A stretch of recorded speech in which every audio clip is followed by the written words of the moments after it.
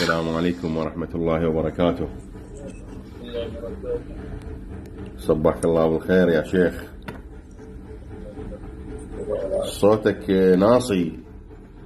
تفضل انا اسمعك، ما عليك صوتي. تفضل. تمام. يقول الله سبحانه وتعالى: إن المنافقين يخادعون الله وهو خادعهم. إذن أنتم تعبدون ربا ماكرا مخادعا ساخرا كائدا، لأنكم لا تؤولون وتحملون المعاني الظاهرية للألفاظ، فلذلك أنتم تعبدون ربا ماكرا مخادعا. وأيضا تعبدون ربا ينسى، فنسوا الله فنسيهم، إذن ربكم ينسى. وأيضا تعبدون ربا مخادعا يخادعون الله وهو خادعهم، وتعبدون ربا ماكرا ومكروا ومكر الله والله خير الماكرين. إذن تعبدون ربا ماكرا، وتعبدون ربا كائدا يكيد للبشرية ويكيد للناس، إنهم يكيدون كيدا وأكيد كيدا. ونسوا الله فنسيهم، فيسخرون منهم سخر الله منهم، يخادعون الله وهو خادعهم. السائل يظن انني من يعني ما فهمت، ما اعرف اني معلم لغه عربيه وما اعرف. لحظه، الو يا ولد، في حد هنا؟ نسي انني استاذ باللغه العربيه، ونسي انني يعني متعلم، ونسي فيظن اني سوف يمر على هذه الامور. هذه لا تدخل في باب الاسماء والصفات.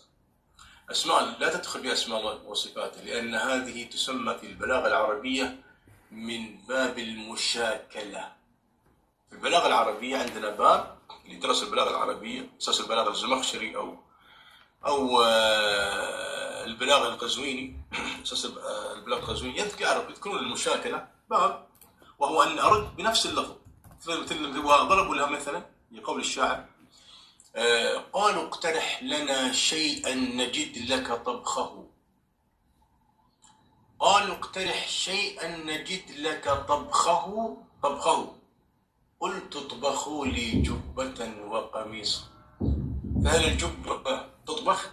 القميص يطبخ؟ نعم. هذا من باب ايش؟ من باب المشاكلة. الله تعالى يرد عليه من نفس الاسلوب، من باب المشاكلة. نسوا الله فنسيهم، من باب المشاكلة. يخادع الله وهو خادع، ومكروا ويمكر الله والله في أي من باب المشاكلة. ولا تدخل بأسماء الله.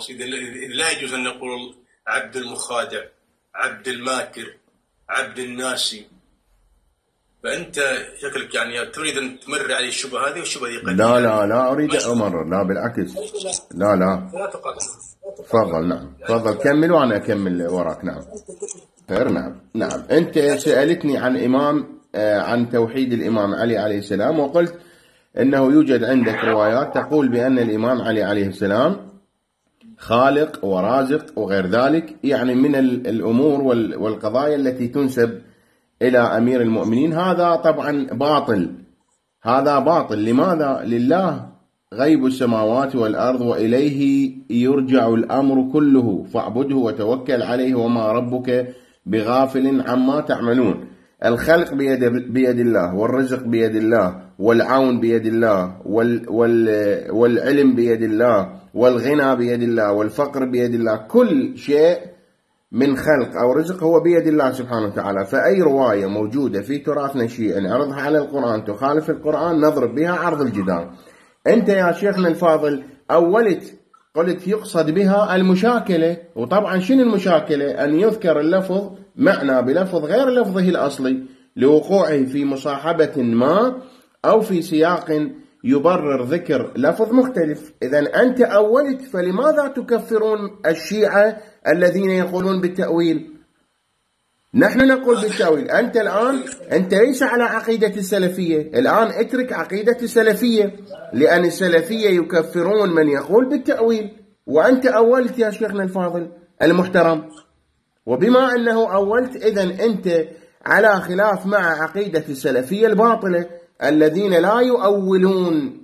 أما المؤولة فلا يؤولون المعاني، ويقصد بالمكر كذا، ويقصد بالسخر كذا، والنسيان كذا، والكيد كذا. نعم يا أخي الكريم هذه الأسلوب، هذه الأسماء، هذه يخادع وخادعهم، هذه من باب لا تدخل في باب الأسماء والصفات، لأنها العلماء لا يدخلون في باب الأسماء والصفات يا أخي الكريم، لا تدخل في باب الأسماء وصفات الله، لأنها الله يأتي من باب المشاكلة ومن باب قلت تسمى من باب المشاكلة، نسوا الله فنسيهم، لأن هذه الأسماء لا تليق بالله.